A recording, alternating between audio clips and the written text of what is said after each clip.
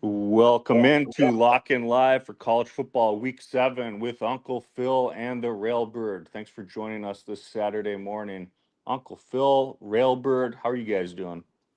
Man, I'm excited. I didn't think I was going to like this weekend, and I ended up putting 26 picks on my big board, and I try to keep that around 6 or 7 for the notebook, but I couldn't stop. I had to. I've got 10 on my plays of a notebook, and I love every one of them. It's an ugly looking card, and when you look at it, you're like, these are some ugly games, but I love this weekend. And when I have an ugly card, I love it even more. Railbird, what about you, man? I got 8 games on my sheet today, but I do think that this is another college football weekend where we got a lot of good games today, and I'm looking forward to talking about some of them here and spending the day watching. Yeah, absolutely. We got interesting thing before we flip it back over to Matt is that this is officially after day. This is the halfway point of college football season. We're in week 7. We got week 14 to go of regular season, but this is after day. It's the halfway point. I can't believe college football has just flown by. Man, I try not to think about it. And of course, after this weekend, this will also be a third of the way through NFL as well. We'll get through week 6. So, man, the football season is moving way, way too fast. Absolutely. It feels like it just started yesterday. Yep. But a lot of good games today, and looking forward to hearing your picks. Uncle Phil, where are you heading first? Yeah, I am headed to East Lansing, where the Bruins are coming to visit. Look, I do not believe that UCLA is a one-hit wonder. I think the last week against Penn State had a little bit of a hangover, yes, but UCLA, again, we're still projected to be a very good team at the first of the year, at least competitive. They just weren't getting there under Sean Foster. They seem like they are starting to play up to their potential. 7.5 is too many points against Michigan State. I'm taking the Bruins plus 7.5. And I wouldn't be surprised at all if they won the game outright. Next place I'm going to College Park, Maryland, where Nebraska's come to visit. Nebraska's favored in this game. I feel like that Maryland just doesn't get any love, and Maryland actually probably should have been defeated. They were up 20-0 last week before they gave it up in the fourth quarter. But I like Mike Loxley. I think he's going to get this game turned around. I think Maryland is one of the better teams that you just don't hear talked about enough, and hardly any money's on this game. But give me Maryland plus 6.5 to a Nebraska team that just seems like they just can't get over the hump and be the Nebraska team that that we remember from long ago. I wish they could come back, and maybe they will, but it just doesn't seem like they're there. And 6.5 points on the road to a good Maryland team is just too many points. Give me Maryland. Won't be at all surprised if Maryland wins this game, but it'll be a fourth quarter game. But I like it, and I'm going to get with them. So I'm going to give you two underdogs that I actually think can win outright. Love it, Uncle Phil. Looking forward to both those games and looking forward to what's in your notebook. Next up, we got Railbird. Railbird, where are you heading first today? Today, I'm starting out heading to Lubbock, Texas, where Texas Tech plays Kansas. Texas Tech has just been a wagon so far this year, covered all 5 of their games, won every game by 24 points or more. And this offense is just on fire. Over 550 yards every single game this year, except at Utah, where they only gained 484 yards in a 34-10 win. This is their first home game in a month. So they have a top 10 ranking now. You got a top 10 team, hadn't been home in a while, going to be jacked up to play in front of the home crowd. Meanwhile, Kansas 4-2, but they've been shaky in their 2 best games, best teams they played this year. They've given up 600 yards per game and 40 points per game against Missouri and Cincinnati this year. I think it's going to be more of the same tonight. Jalen Daniels, the quarterback for Kansas, can make some plays with his legs and his arm. Kansas will score a little bit. They won't score enough. Texas Tech covers this line tonight, minus 14 and a half, easily, I believe. They're going to win by 24 or more again. The second game I'm going to go to, we're going to have a late-night bailout game in the Big Island. Utah State against Hawaii. Hawaii coming off a bye week. A couple weeks back, they played Fresno State. They were down double digits in that game, scored on about the last play of the game to make it closer than what it appeared. Meanwhile, Utah State, 3-2 this year, but have covered all 5 of their games as well, like Texas Tech. They did cover in losses to Texas A&M and who was the other one? Vanderbilt. They got the cover in that game. My power rankings show this line should be 4.5. It's only 1.5 right now. Take Utah State, lay the 1.5 tonight in a late night game in Hawaii. Love both of those. Uncle Phil, any thoughts on those 2 games as well? Thanks. Yeah, I don't know about the bailout game. I don't really have any thoughts on Utah State and Hawaii. Man, I'm usually asleep by that bailout game. But I think Texas Tech's a wagon. Look, on my big board I talked about, I've got 26 games on there that I just loved this weekend that I had to whittle down to my final 10. And Texas Tech was one of those. And I love Texas Tech, and I ought to just be shot for not having Texas Tech on just a standard play every week, because Texas Tech, another team that doesn't get near enough love because everybody focuses on the SEC and the Big Ten, and Texas Tech just goes up there every week and says, we're going to stand on business this week, and we're just going to take care of it. I tell you what, that Utah win on the road was eye-opening for me, and we're going to look back at that in another month, I think, and just see how big of a win that was.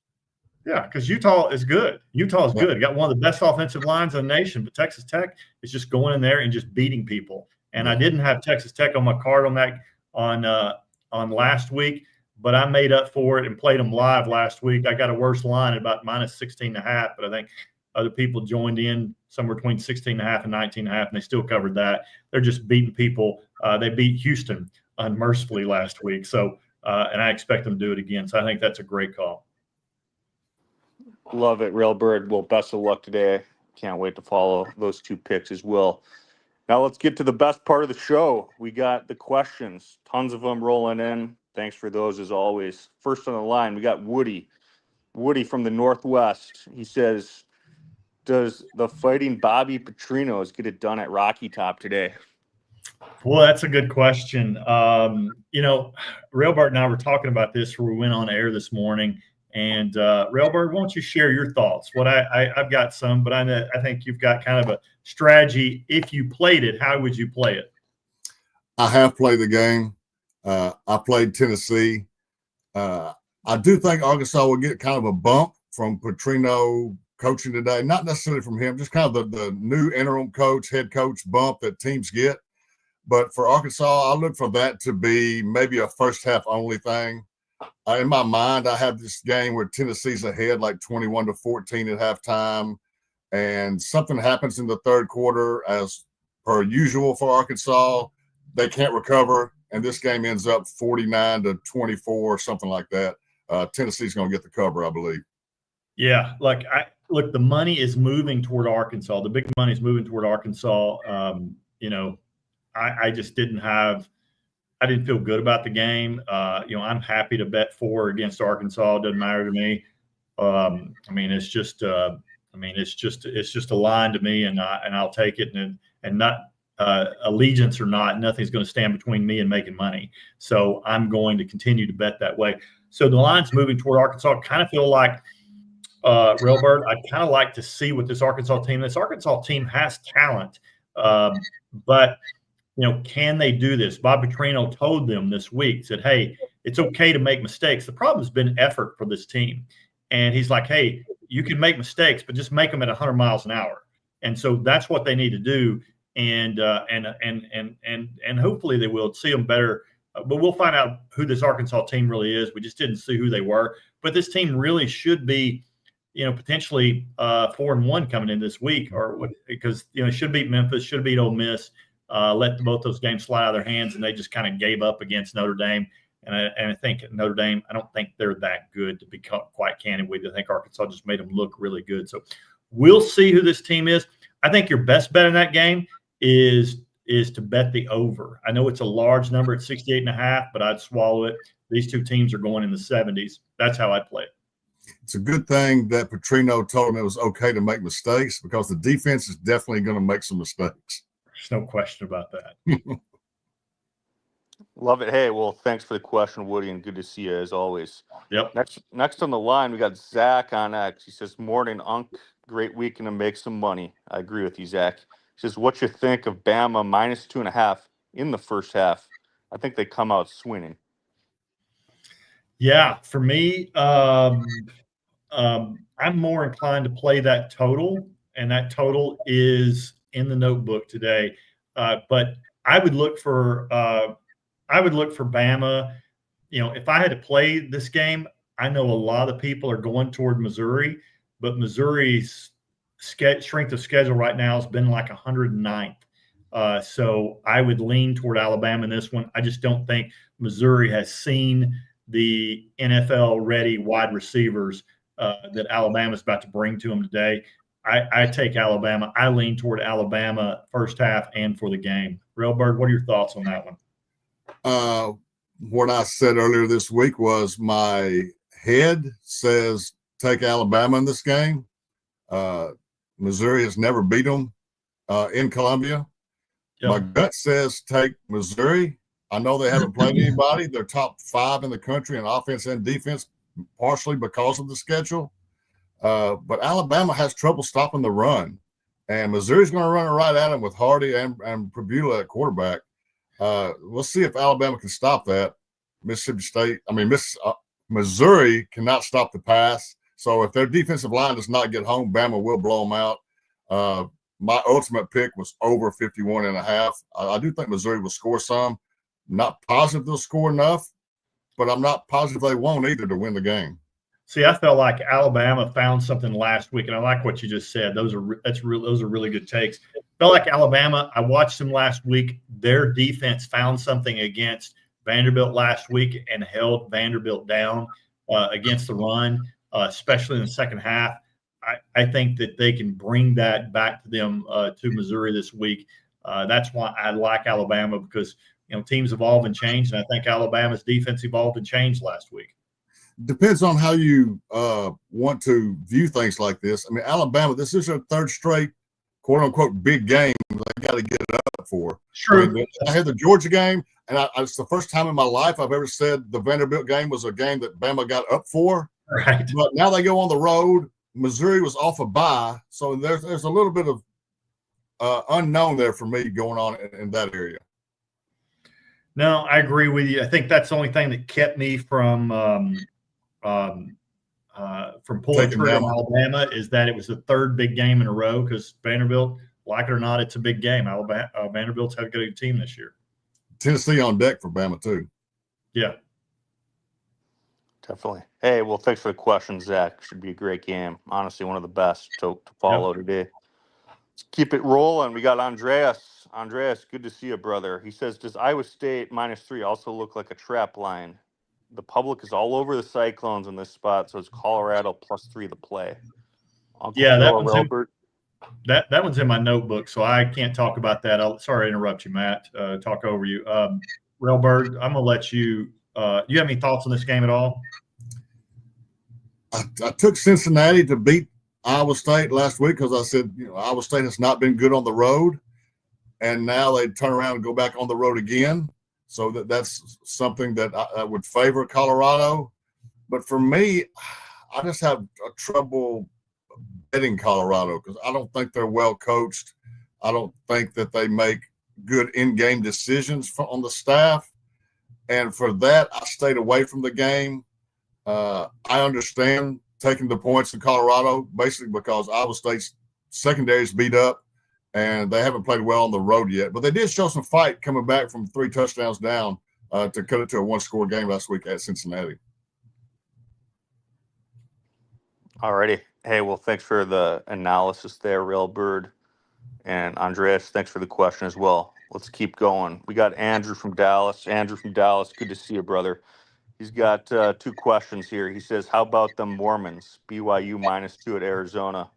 Take that one first, and then we'll jump to his next one after. Yeah, BYU's winning that game. They were in my big board. They didn't make my final notebook pick, but they're going to win that game. So I'm with you on that one. Railbird, any thoughts on that game? It's not on my sheet I sent out, but I played personally. I played Arizona. I think BYU might lose tonight, and I think they're going to lose at home next week to Utah. All right. Next up from Andrew, he says also OU defense will run over Arch, OU money line. Any thoughts on that one? I know it's a big game, and there's a lot of people that have eyes on it. Yeah, I didn't play that one, but in the notebook I did play the total on that game. But especially with Mateer playing, I just think Texas is highly overrated. I think they've been overrated since day one. And if I played this game at all, I'd play OU. Railbird, any thoughts? Did you play this game? I played it personally, not on my sheet. I played Texas, and I don't have any stats, numbers. I don't have anything to back that up. That is totally a gut feel for me that Texas defense, who I believe is a good defense, held Ohio State to 210 or so yards earlier this year, while gaining 330 in that game. Texas backs against the wall now. I think they come out swinging today. I look for there to be, I think, 17 points. If somebody gets 17 points, they're going to win this game. If they're ever going to rise up, it's going to be this week, right? I mean, Texas is going to rise up. So, and typically the team that you don't think is going to win always wins these rivalry games. Understand why you're taking Texas. And Texas is back favored now. When I just glanced at some DraftKings. Okay. Right before we came on, I glanced at DraftKings, and Texas was back a point and a half favorite. I know going from 1 point either way is not a big move or necessarily that big of a deal. But just, I don't know if that means Mateer's not going to play, or I don't care. I mean, how effective is Mateer really going to be if he plays? I mean, it's his throwing hand. It's his thumb. Can he pass the ball? He's a good runner, but if he's run the ball that much, he's going to get hit. And we'll see if he can make it through the game. I don't want any money on Michael Hawkins, despite what we've seen from Arch Manning all year. Yep. Definitely. Hey, well, thanks for that, Railbird and Uncle Phil. Let's keep going. A few more. We got Vansom on X. He says, is Ohio team total over 33.5? I hadn't thought about that, but I would imagine they will. I think Ohio State probably covers that. What do you think, Railbird? Yeah. I have played Ohio State. They're on my sheet today. I got -14. Yeah. I'm not a believer in Illinois. I had a big play on Indiana when they played. Illinois' offensive line, while veterans, has not been good this year, and going up this defensive line from Ohio State, Altmaier, quarterback, might get swamped today.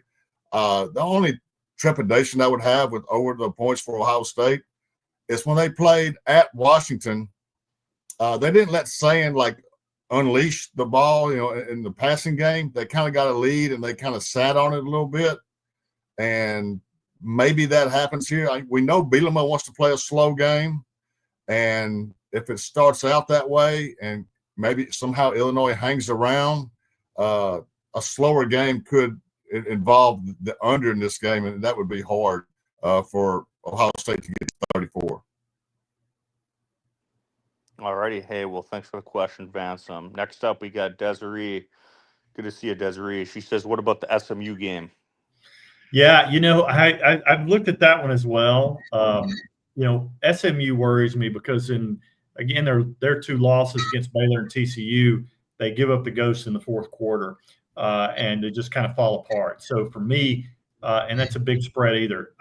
For me, Desiree, I like this game, but I would play SMU in the first half. I would take the first half spread, make my money in the first half, and get in and get out, and do it against a kind of a bad Stanford team. But that's how I'd play this game. But I wouldn't sweat SMU all game, hoping that they'll hold on and just to get killed in the fourth quarter and get a back door cover for Stanford. That's what I'd play this game. Railbird, any thoughts on that game? Yeah, I think piggybacking on what you said, maybe if you want to get exotic with it, take SMU in the first half, take Stanford full game.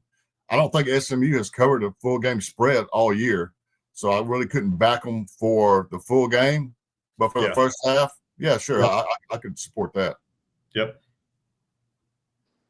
Alrighty, we'll take two more here. We got Jim on TikTok. He wants to know who you guys got on the Oregon-Indiana game. I didn't play this one personally. I know that Railbird and I think are a little bit on different sides on this one, but man, no, I didn't play this one. I can't believe I didn't put this one on there, but didn't put this one in my notebook. I can't believe I trimmed this one. But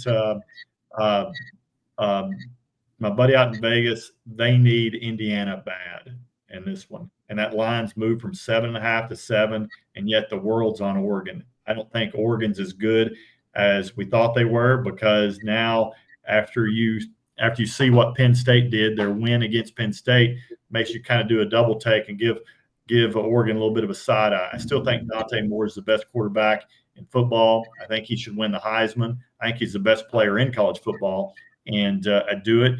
But on this game, I'd take Indiana. Railbird, weigh in. I like Oregon in the game, despite the look from the Penn State game. I'll acknowledge that Oregon kind of might need to reestablish themselves after that game, struggling to what would they go to overtime? Was it tied at 17? And then UCLA puts up 40 on that same Penn State defense last week. That is a little questionable. But until Indiana, as an underdog, plays a good game against somebody, I mean, they were underdog twice last year and got smoked both times, albeit against Ohio State and Notre Dame, who did play for the national title. I still want to see Indiana step up in class and play a big game, a close game, or win that game. Cignetti's been a bully so far, 12-4 against the spread as a favorite, 0-2 as a dog. And until that changes, I'm gonna support Oregon here. With Indiana traveling across country, those teams have not done well this year in the game win-loss or against the spread. Railbird, I'm giving you the side eye on that Oregon pick. We're going head-to-head right there. Right. Somebody will win. Somebody will win. That'll be good, man. Yeah, and that should be a great game. I'm personally looking forward to watching that one. Yeah, it'd be awesome. We'll take one more. We got Andrew back. He brought some statistics. I think it's an interesting one. He says Army team total over 31.5 for Charlotte. It's one of the worst rush defenses with give up players all over. I tell you what, Andrew has asked me about Army for about 2 years in a row. And every time Andrew brings up Army, he's right. So I'm riding with Andrew. I'll go team total over 31.5. I'm just going to go ahead and add that one personally right now because Andrew, I don't know how you do it, man, but every time you're on Army, you win, and I'm going to go with you. I'm going to ride with you. You know, some of our best ideas are from some of our listeners. Andrew has always got a good Army pick. Railbird, any thoughts on that one? Because I'm just blindly playing that one. My only thought on that one is I will too piggyback with Andrew, as I know Charlotte is bad. So Yes, they're terrible. That's my main thing. That Charlotte is not good at all. They are terrible. Yeah, I mean, I saw that number. What is it? 31 and a half for Army to put up that many points. So Charlotte must be that bad if it's set there. Yeah.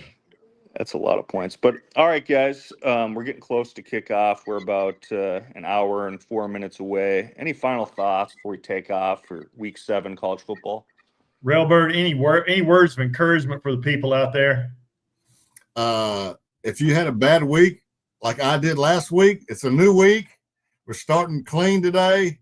I expect to go undefeated. I know I won't probably, but I really like my plays today. Looking forward to watching some of these big games and seeing where we're right, seeing where we're wrong as we head into Week 8 next week. Yeah, I end up had my first bad week last week. I went 3-5 last week in my bets. So in college, now NFL I've dialed in, but I mean I am dialed TFN, and so I am seeing things really well in NFL. And today's going to get me back in college as well. So, man, I'm excited about this week. Excited about the day. And like I said, guys, thanks for tuning in. Let's have a day because we're going to. And as always, guys, let's roll.